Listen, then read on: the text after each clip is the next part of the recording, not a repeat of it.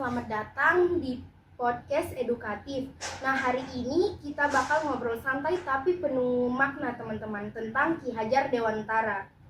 Nah, Bapak Pendidikan Nasional, kita juga bakal membahas bagaimana pemikiran relevan banget dengan tantangan pendidikan abad yang ke-21 yang kita hadapi sekarang.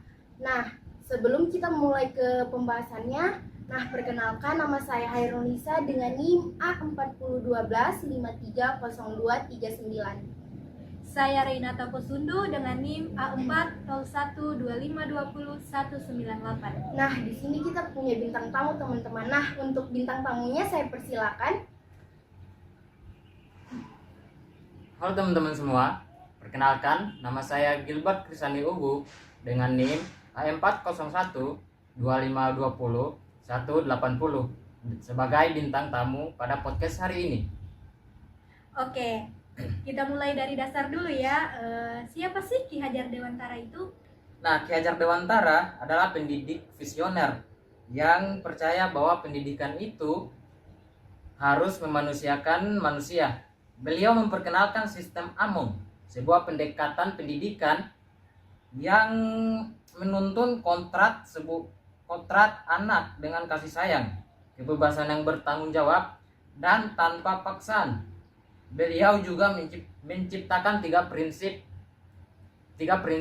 prinsip terkenal dalam Indonesia yang telah menjadi semboyan kita pada hari ini, yaitu ingarso sung tulada, di depan memberi teladan.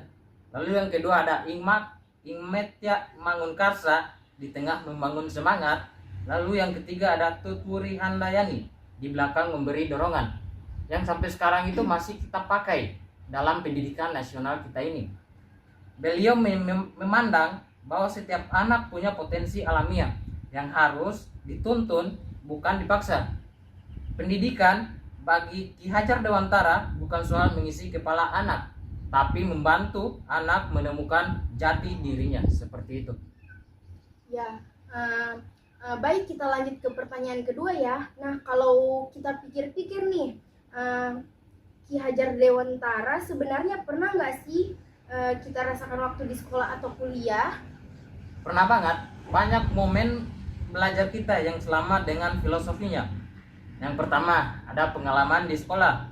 Guru yang memberi teladan lewat sikap lembut dan sabar mencerminkan ingarso sang sung telada. Pembelajaran proyek seperti membuat poster, vlog, atau eksperimen mencerminkan kebebasan yang bertanggung jawab ala sistem Among yang diciptakan oleh Ki Hajar Dewantara. Lalu ada kegiatan di luar kelas, mencerminkan tripusat pendidikan, keluarga, sekolah, dan masyarakat. Lalu yang kedua ada pengalaman di kampus atau di kuliah. Banyak dosen bertindak sebagai fasilitator atau Among, bukan pusat informasi. Ini sesuai dengan Tutwuri Handayani. Tugas makalah, presentasi, diskusi kelompok, mendorong merdeka belajar. Dosen menciptakan ruang aman untuk bertanya, mencerminkan pendidikan yang humanis. Lalu yang ketiga, ada pengalaman dalam kerja kelompok. Pembagian tugas sesuai potensi individu, desain, menulis, atau presentasi. Selaras dengan prinsip menuntun kontrak anak. Saling membantu sesama anggota kelompok, mencerminkan hikmatnya mangun karsa. Ini yang paling banyak kita lakukan saat kita menjadi mahasiswa. Nah, kita beralih ke pertanyaan selanjutnya. Sekarang kita lihat realistis pendidikan kita hari ini. Tantangannya apa aja sih? Ada banyak tantangan besar yang harus kita hadapi sebagai bangsa Indonesia. Apalagi kita sebagai bangsa Indonesia itu dikadang-kadang dengan SDM yang rendah. Yang pertama itu ada rendahnya literasi atau kurangnya membaca bagi penduduk bangsa Indonesia ini. Skor PISA masih rendah, membaca, matematika, dan sains tertinggal dari banyak negara. Lalu yang kedua ada ketimpangan akses pendidikan. Sekolah di kota besar jauh lebih maju daripada sekolah di daerah terpencil, seperti dikecualikan, seperti itu, seperti desa saya. Lalu yang ketiga ada disrupsi teknologi dan tantangan AI. Banyak guru dan siswa belum siap dalam penggunaan teknologi. AI membawa sekaligus ancaman, karena sekarang ini pada abad ke-21 banyak mahasiswa yang lebih bergantung pada AI untuk mencari jawaban, untuk memberikan jawaban kepada guru. Seperti itu. Lalu yang keempat ada krisis karakter dan nilai kebangsaan. Hoax, intoleransi, individualisme, dan lunturnya gotong royong makin terasa. Lalu yang kelima ada kesenjangan digital. Internet, perangkat teknologi, dan infrastruktur masih tidak merata. Lalu yang keenam ada kompetensi guru yang belum merata. Tidak semua guru siap dengan metode pembelajaran kreatif, kolaboratif, dan berbasis teknologi. Seperti itu. Nah, kira-kira pemikiran Ki Hajar Dewantara bisa bantu nggak menghadapi tantangan tadi? Bisa banget. Bahkan relevansinya itu sangat luar biasa. Yang pertama itu ada rendahnya literasi, pendidikan yang memerdekakan. Ki Hajar Dewantara mengajarkan agar pendidikan membebaskan pikiran.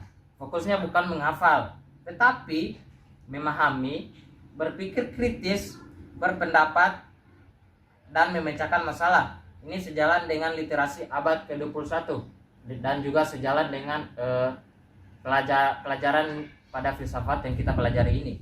Lalu yang kedua ada ketimpangan akses dari pusat pendidikan. Ki Hajar Dewantara menekankan bahwa pendidikan tidak hanya ada di sekolah. Ini membantu daerah yang akses formalnya terbatas melalui komunitas lokal, keluarga, atau budaya masyarakat. Lalu yang ketiga ada disrupsi teknologi. Guru sebagai pambong atau yang bisa kita bilang pengasuh. Peran guru bukan lagi pemberi informasi, tetapi pembimbing dan motivator. Pendekatan Ki Hajar Dewantara cocok untuk pembelajaran digital dan AI kalau pada zaman modern sekarang ini. Lalu yang keempat ada krisis karakter atau budi pekerti Ki Hajar Dewantara. Filsafat Ki Hajar Dewantara mengedepankan keseimbangan cipta rasa karsa. Ini menjawab krisis moral, intoleransi, dan polarisasi. Lalu yang kelima ada kesenjangan digital, pendidikan humanis berkebudayaan. Teknologi harus dibarengi nilai kemanusiaan dan kebudayaan. Pendidikan harus tetap berakar pada identitas bangsa Indonesia. Lalu yang terakhir, yang keenam, ada kompetensi guru, sistem Among, seperti yang kita bahas tadi. Sistem Among menekankan fleksibilitas, kreativitas, dan bimbingan sesuai potensi anak. Ini solusi bagi guru dalam pembelajaran diferensiasi. Kurang lebih seperti itu. Wah, ternyata pikiran Ki Hajar itu dalam banget ya, dan nyambung banget sama kondisi kita hari ini. Betul.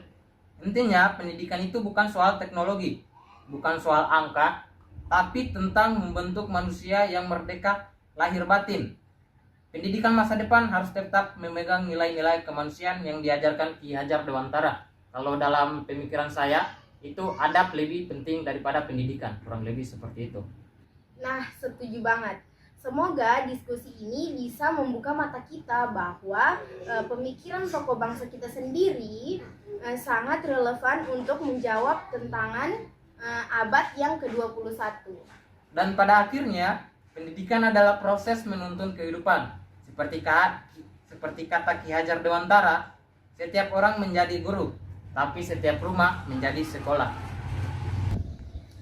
Nah, baik, sekian podcast dari kami yang membahas tentang pendidikan Ki Hajar Dewantara dan tantangan yang membahas abad yang ke-21. Semoga podcast kami kali ini bermanfaat untuk teman-teman semua. Nah, terima kasih juga untuk bintang tamu kita. Baik, kami tiga undur diri. Wassalamualaikum warahmatullahi wabarakatuh.